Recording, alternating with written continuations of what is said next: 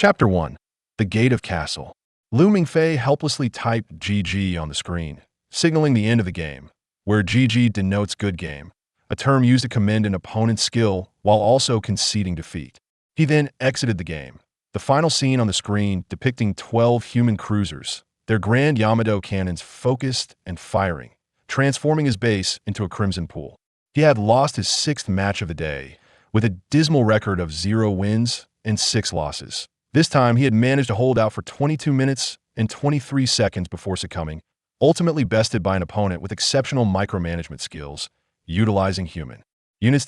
In this game, human machine gunners are a formidable class, able to shoot immediately upon stopping and retreat swiftly when their guns are sheathed. Lu Mingfei's Zerglings could not keep pace, falling one by one along the way.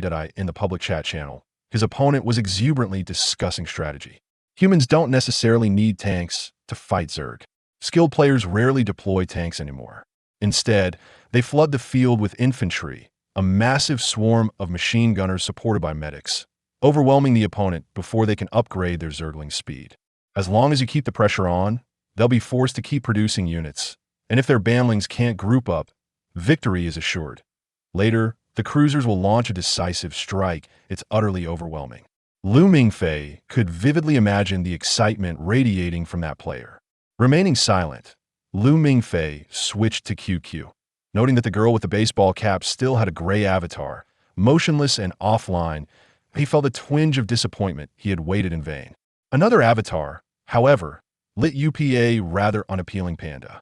Bro, your Zerg play was commendable. Let's play again next time. The panda was the one who had defeated him.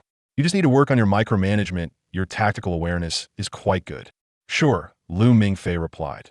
The panda logged off with an air of triumph, and Lu Mingfei stuck his tongue out at the screen that if that player had witnessed Lu Mingfei's actual gameplay, he would likely have been less smug, perhaps muttering freak before turning away. Lu Mingfei eschewed the mouse, opting instead for the red dot control on his vintage IBM laptop. That IT was common knowledge how challenging it was to play competitive games with such a device, akin to using a rolling pin to clean one's ears. Yet, he was too apathetic to clarify to his opponent that he was merely seeking to challenge himself with a high level of difficulty, as he too found the endeavor tiresome. After defeating everyone in the channel with his micromanagement, he switched to using his left hand. Once victorious with that, he discarded the mouse and returned to the red dot control.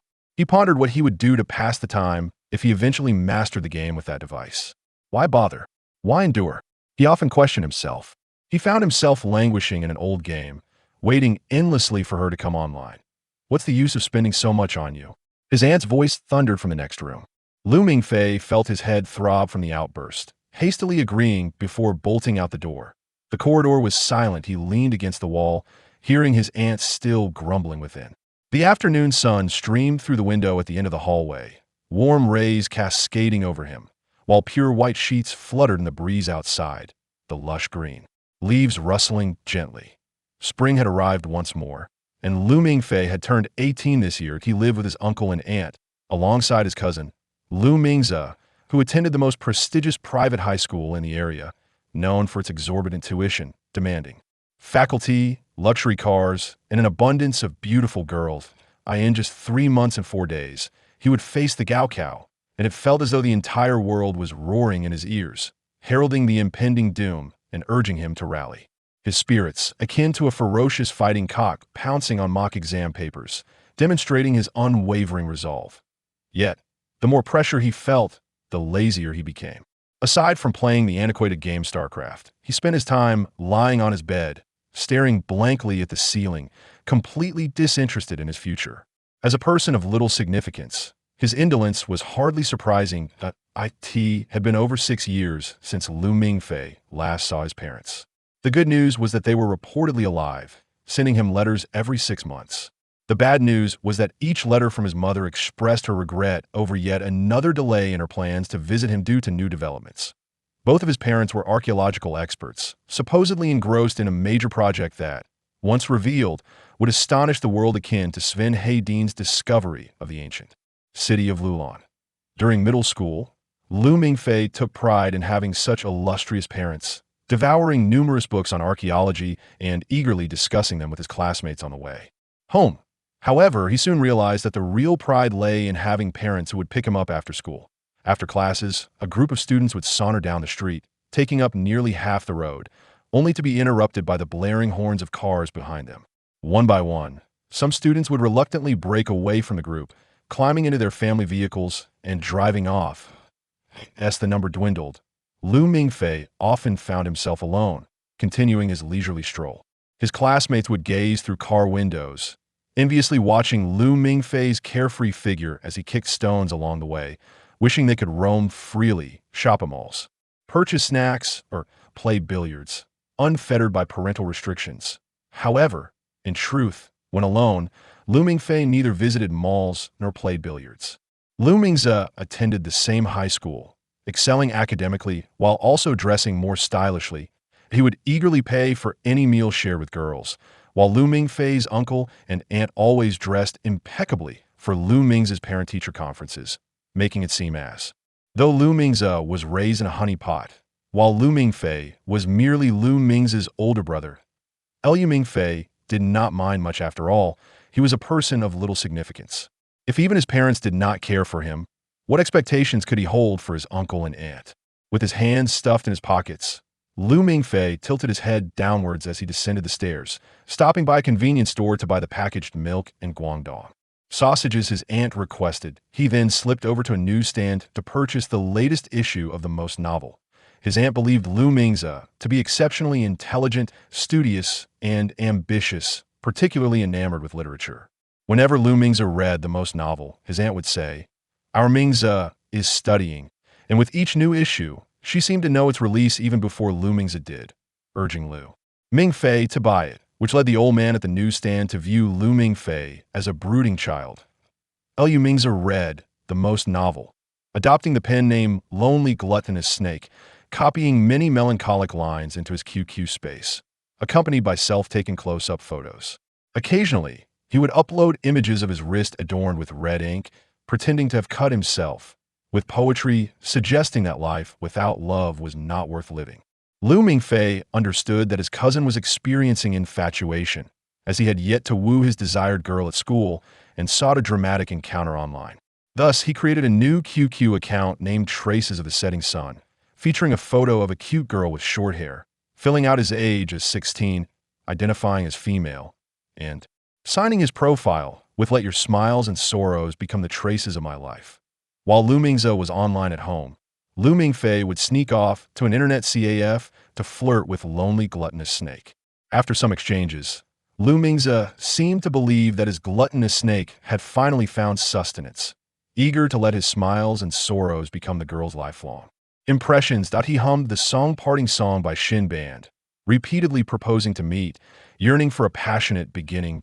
Lu Mingfei would always arrange these meetings during the times his aunt took Lu Mingfei to piano lessons, and thus Lu Mingfei never encountered traces of the setting sun. As he sang Parting Song, he would occasionally adopt a slightly melancholic tone. This was the happiest occurrence in Lu Mingfei's recent days. Lu Mingfei was just this kind of person, neither particularly admirable nor capable of mischief. Having lived 18 years, he remained uncertain of what the future held for him. Mingfei, I hear you're planning to study abroad," remarked the elderly gentleman at the newsstand as he observed Mingfei peruse the free travel brochures. "Not really. I applied, but who would want me?" Lu Mingfei replied nonchalantly. "Studying overseas is great.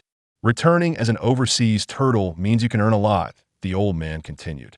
"I'm not interested in making a fortune. If I don't get into college, they'll just come here to help you at the stand, and you can pay me enough to buy some PS2 games," Mingfei retorted. "Such a lack of ambition. You won't earn much in newsstand and getting on in years," the man sighed. Lu Mingfei rolled his eyes, gazing at the sunlight filtering through the green canopy overhead. "It's quite pleasant here sunbathing and daydreaming when no one's around. Plus, I can enjoy the sight of passing beauties." This topic, however, dampened Lu Mingfei's spirits. He had indeed applied to American universities, but it wasn't due to any exceptional academic prowess. Everyone had their own way of evaluating his grades. His homeroom teacher had sighed over his report card last semester. "Mingfei, do you know how much you've dragged down our class average?" His aunt would often compare him unfavorably to his cousin Mingfei, claiming that the latter's good grades were a result of their family's genes, while his own genes were evidently lacking.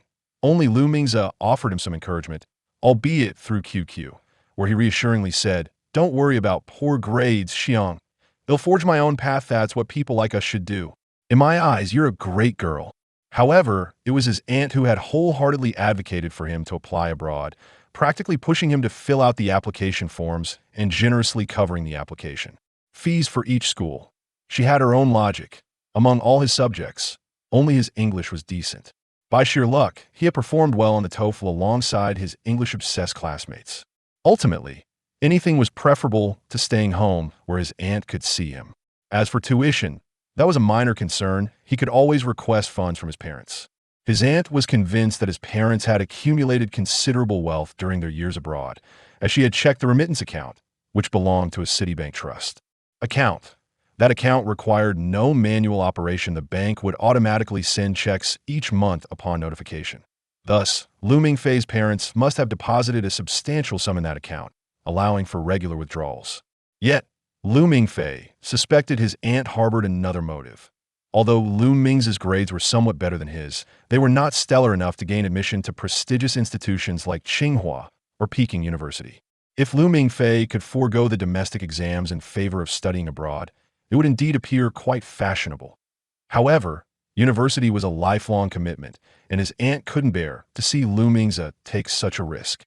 After some contemplation, she likely recalled a famous saying about how the arduous path should be tread by the brave with steadfast resolve, and concluded that Lu Mingfei possessed a certain bravery, thus encouraging him to pave a way for Mingfei. If he were to fail, it wouldn't matter. It would simply indicate that path was not meant for him, allowing him to take the college entrance examination alongside his cousin the following year. Nevertheless, it was clear that one could not conquer a difficult path solely with courage. One also needed skill. Lu Mingfei's talents seemed limited to playing StarCraft, but alas, there was no major for competitive gaming in America.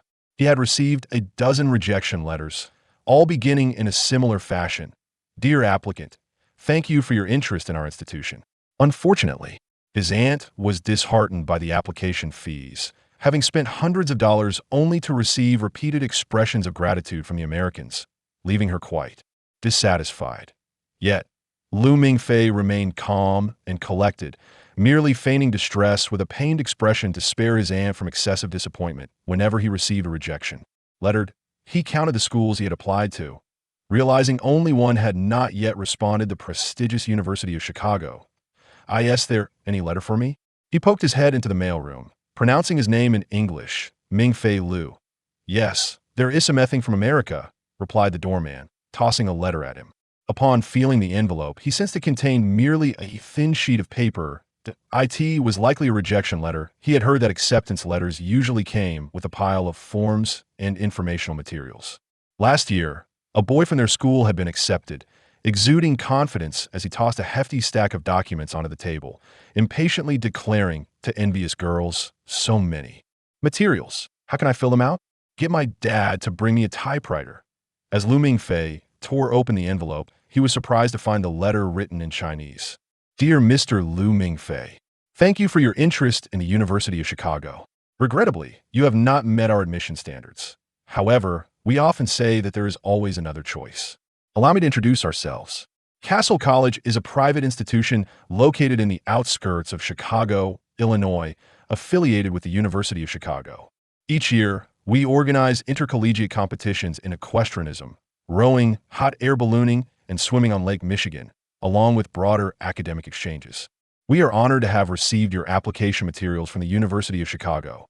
After a thorough evaluation of your resume and transcript, we believe you meet the admission standards for Castle College, and we would like to extend an invitation to you. Additionally, your outstanding performance in biology has caught the attention of Professor Gudrian, who wishes to allocate $36,000 from his research fund to award you as a scholarship for your enrollment at our institution. This scholarship will sufficiently cover your tuition and living expenses for 4 years. Please contact Professor Gudrian as soon as you receive this letter. He is currently on an academic visit in China and is eager to meet with you. Should you decide to accept our invitation, please coordinate your travel and accommodation arrangements via email, and we will assign someone to assist you. I am Norma Lowens, the Secretary of Castle College, and it is my pleasure to serve you. Sincerely, Norma. Lu Mingfei set the letter down, staring blankly at the ceiling. He recalled seeing the exchange rate of the dollar to the yuan online was 6.83. Thus, 36,000 a year amounted to 245,880 yuan, enough to purchase 61,470 pirated PS2 games, 8,196 World of Warcraft cards, or 64 of the Nokia N96 phones he had been eyeing for. Quite some time, over half of his classmates owned phones, including Lu Mingfei, who had received one as a reward for placing third in the class last semester. His aunt had refrained from buying him one that he felt a bit dazed, initially thinking it was a standard rejection letter, only to be abruptly uplifted by the phrase, "However, we often say that there is always another choice." Before that line, it had been a dismal affair. After it, a blossoming opportunity. Equestrianism, rowing, hot air ballooning, swimming, a prestigious private institution, and a generous scholarship, all conveyed in the warm, inviting tone of the college secretary. Akin to a sales associate in an upscale boutique, Lu Mingfei was bewildered by the unexpected fortune, as he hadn't even paid an application fee to Castle College. Perhaps it was a jest from Lu Mingfei? That possibility couldn't be entirely dismissed. Maybe Mingfei had discovered the true identity of Xiang Deqin and sought to play a prank. Yet the postmark on the envelope seemed genuine. Lu Mingfei recognized the stamp from Illinois, USA. He shook the envelope aside from the elegant letterhead. There was nothing else inside. He resolutely reaffirmed his belief that this was undoubtedly a scam. The letter urged him to contact Professor Guderian at the earliest opportunity, yet failed to provide even a single contact number. This thought oddly alleviated some of his tension. "Please sign here." The guard tossed him another slip. Oh, I need to sign for the letter as well? Lu Mingfei inquired, perplexed that a package has arrived along with the letter, and your signature is required for that. Still bewildered, Lu Mingfei scribbled his name and received a large envelope from FedEx, which contained a rather rigid object. As he tore open the envelope, he discovered a pitch-black N96 phone inside. He began to feel the necessity to compose himself, as his mind buzzed like a swarm of bees. Upon powering on the phone, he was surprised to find that the battery was still more than half charged. In the contacts folder, there was only one entry: Professor Guderian. End of chapter.